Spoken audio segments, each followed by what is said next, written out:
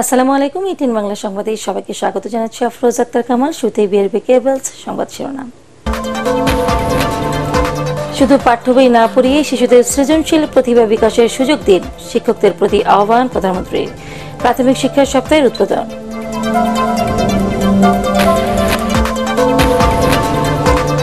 দেশের স্বার্থ রক্ষা করে ভারতকে রেল ট্রানজিট দেবে বাংলাদেশ। জনস্বার্থ বিরোধী চুক্তি করে সরকার দেশটির কাছে জিম্মি, অভিযোগ বিএনপির। এবং দেশে রাসেলস ভাইপার সাপের বিষের পর্যাপ্ত প্রতিষেধক আছে জানালেন স্বাস্থ্যমন্ত্রী। আক্রান্ত হলে দ্রুত হাসপাতালে যাবার পরামর্শ।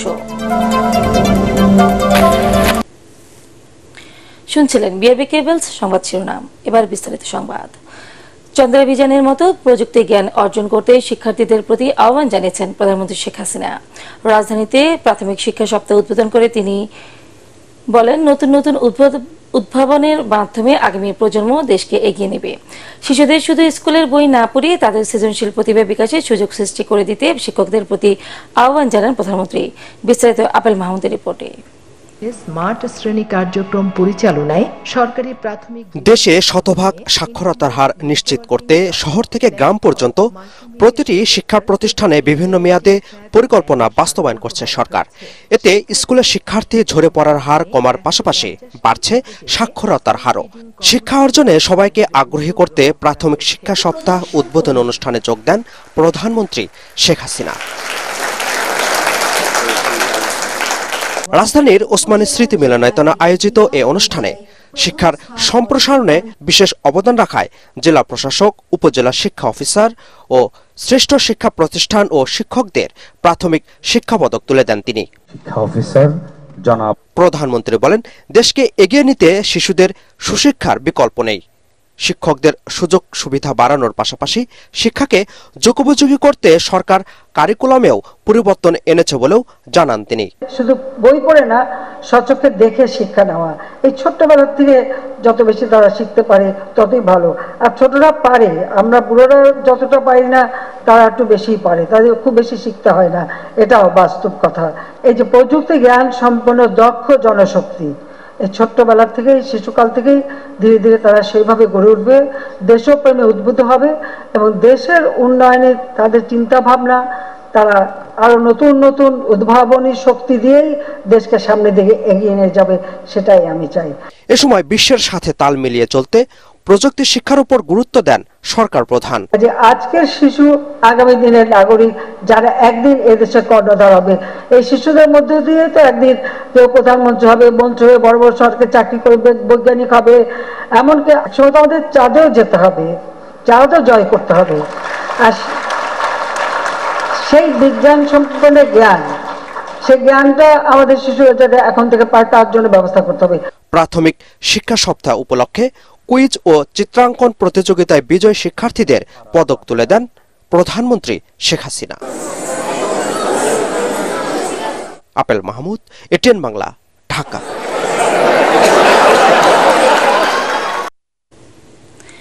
কোরিয়া বাংলাদেশের অসাধারণ উন্নয়ন সহযোগী দেশে পরিণত হয়েছে বলে মন্তব্য করেছেন প্রধানমন্ত্রী শেখ হাসিনা।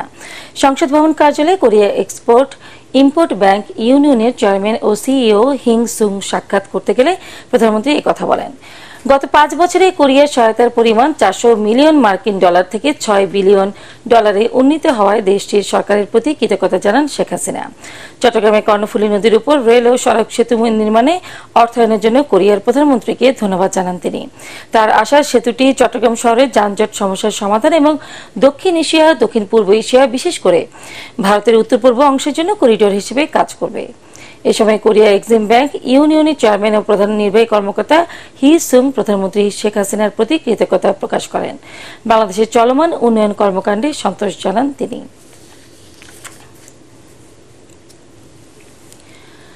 দেশের স্বার্থ রক্ষা করে ভারতকে বাংলাদেশের উপর দিয়ে ট্রেন চলাচল করতে দেওয়া হবে বলে জানালেন পররাষ্ট্রমন্ত্রী ডক্টর হাসান মাহমুদ। তিনি জানান, ভারতের উপর দিয়েও নেপাল ও ভুটানে যাবে বাংলাদেশের ট্রেন। পররাষ্ট্র মন্ত্রণালয়ে এক অনুষ্ঠানে মন্ত্রী আরো বলেন, যুক্তরাজ্যের সাথে বন্দি বিনিময় চুক্তি না থাকলেও তারেক রহমানকে দেশে ফিরিয়ে আনতে কূটনৈতিক তৎপরতা অব্যাহত আছে। রিপোর্টে জানাচ্ছেন মাহবুব চপল।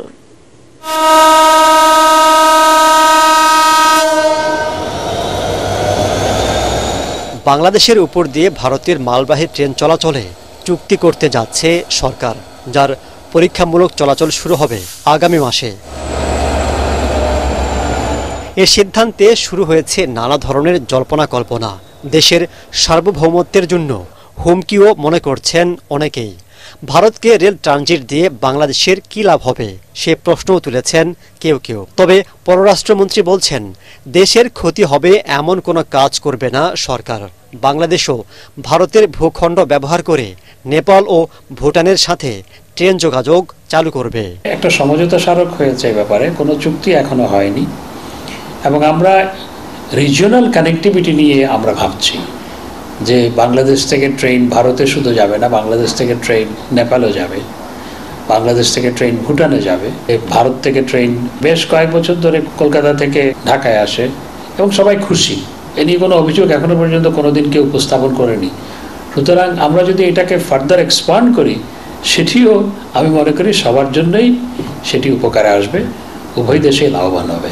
সাংবাদিকদের প্রশ্নের জবাবে মন্ত্রী বলেন, যুক্তরাজ্যের সাথে বন্দি বিনিময় চুক্তি না থাকায় বিএনপির ভারপ্রাপ্ত চেয়ারম্যান তারেক রহমানকে ফিরিয়ে আনা কঠিন, তবে হাল ছাড়ছে না সরকার। ব্রিটিশ সরকারের সাথে ইতিমধ্যেই আলাপ আলোচনা হয়েছে, তাদের সাথে আমাদের বন্দি বিনিময় চুক্তি নাই, সেটি একটি প্রতিবন্ধকতা।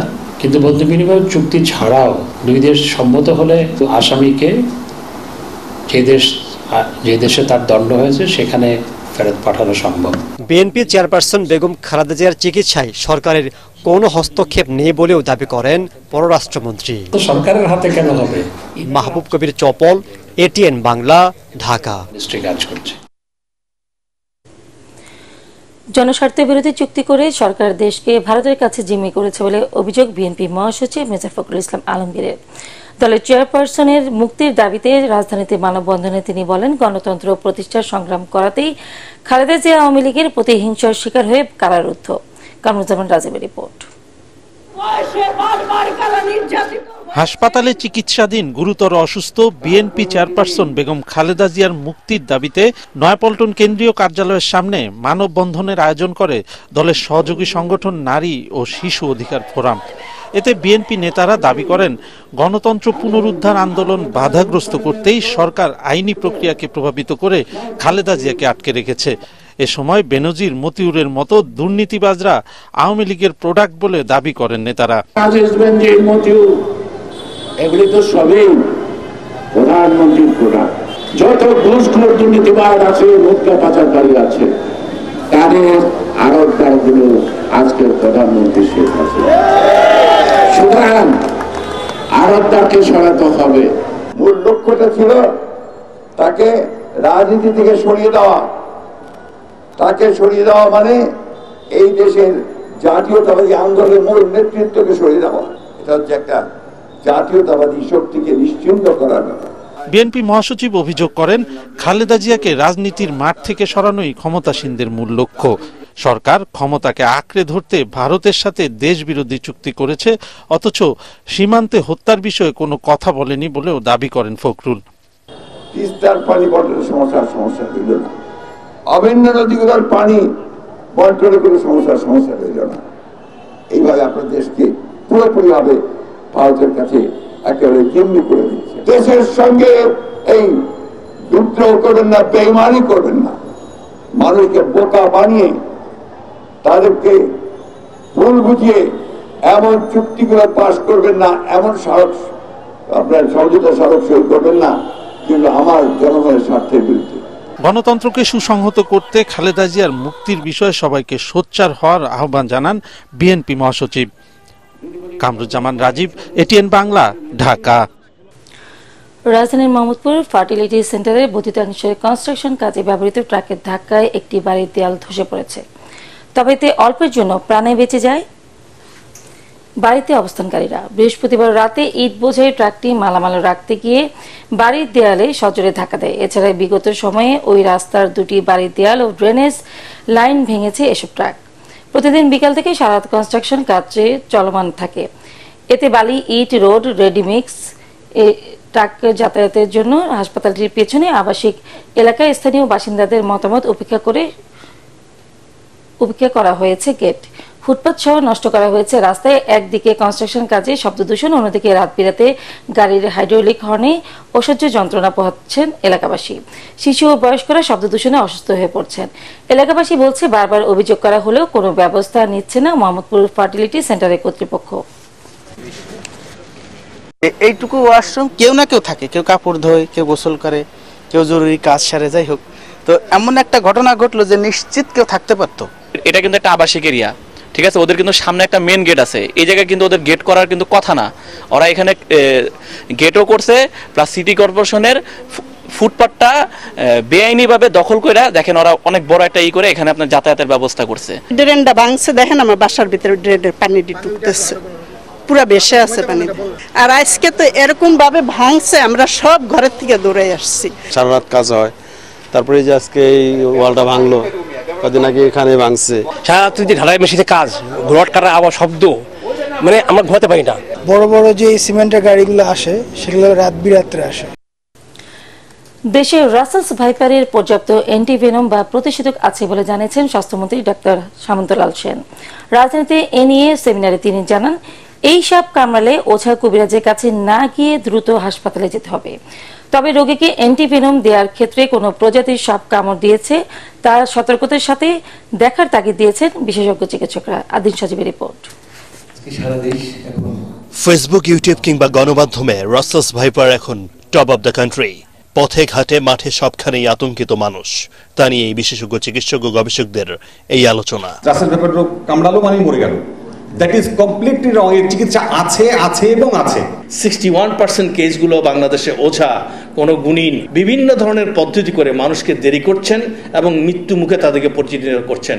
এটা হচ্ছে চরম অপচিকিৎসা। 100 মিনিটের মধ্যে যদি আইভি দেওয়া যায় অ্যান্টিস্নেক ভেনম, তাহলে এই রোগীর মরার চান্স খুবই কম। বাংলাদেশে 80 প্রজাতির সাপের মধ্যে 12 প্রজাতির বিষধর রয়েছে। বিশেষজ্ঞরা মনে করেন, পর্যাপ্ত চিকিৎসা সেবা থাকার পরেও সাপের কামড়ে মানুষ মৃত্যুর বড় কারণ কুসংস্কার আর রোগীকে দ্রুত হাসপাতালে না আনা। 12 প্রজাতির সাপের মধ্যে যারা বাইট করে তাদের 70% হচ্ছে ড্রাই বাইট, তার মানে তারা বিষ ঢালে না। 99% বাইট যেগুলি হয় নন পয়জনাস।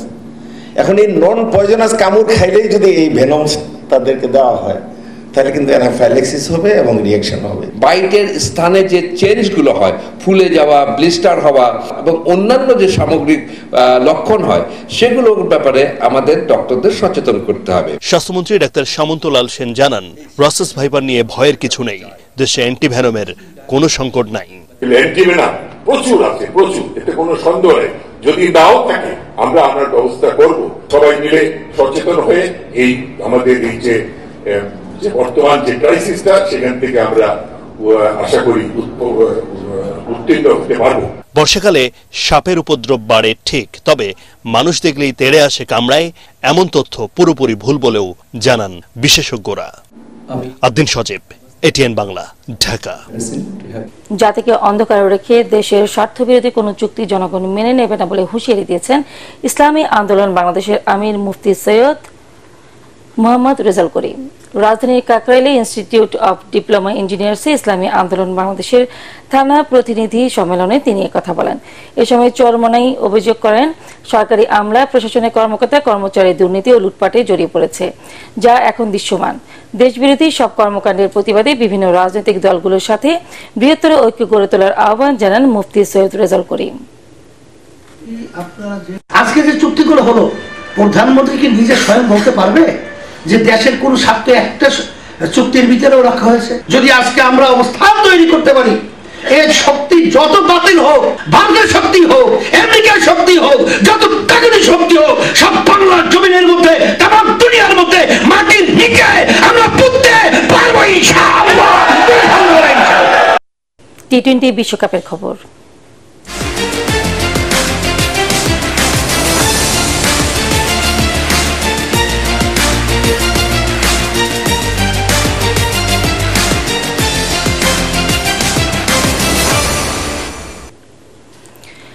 গায়ানায় ইংল্যান্ডকে 68 রানে হারিয়ে টি-20 বিশ্বকাপের ফাইনালে উঠেছে ভারত। টস হেরে ব্যাটিংয়ে নেমে উদ্বোধনী জুটিতে 19 রান যোগ করে বিদায় নেন বিরাট কোহলি। এরপর দলের 40-এ ফেরেন ঋষভ পান্ত। তবে রোহিত শর্মা 57 আর সূর্যকুমার যাদবের 47 রানের ইনিংসে 7 উইকেটে 171 রান তোলে ভারত। জবাবে অক্ষর প্যাটেল আর কুলদীপ যাদবের স্পিনে 103 রানে গুটি যায় গতবারের বিশ্ব চ্যাম্পিয়নদের ইনিংস। 3টি করে উইকেট নেন প্যাটেল এবং যাদব। ফাইনালে কাল আফ্রিকার মুখোমুখি হবে টিম ইন্ডিয়া। পার্টিক্স খেলার খবর।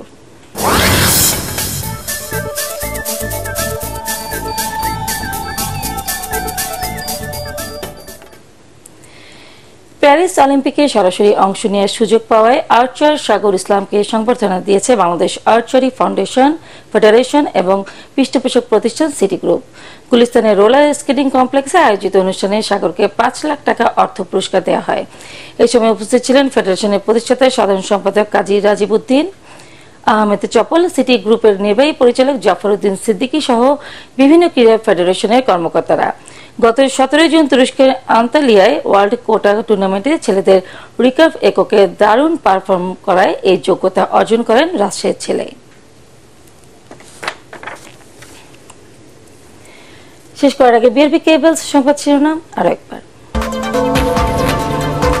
শুধু পাঠ্য বই না পড়িয়ে শিশুদের সৃজনশীল প্রতিভা বিকাশের সুযোগ দিন, শিক্ষকদের প্রতি আহ্বান প্রধানমন্ত্রীর। প্রাথমিক শিক্ষা সপ্তাহের উদ্বোধন।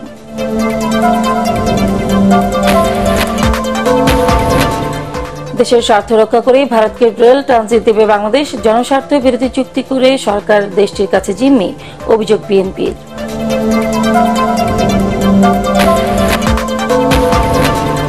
এবং দেশের রাসেলস ভাইপার সাপের বিষের পর্যাপ্ত প্রতিষেধক আছে জানালেন স্বাস্থ্যমন্ত্রী।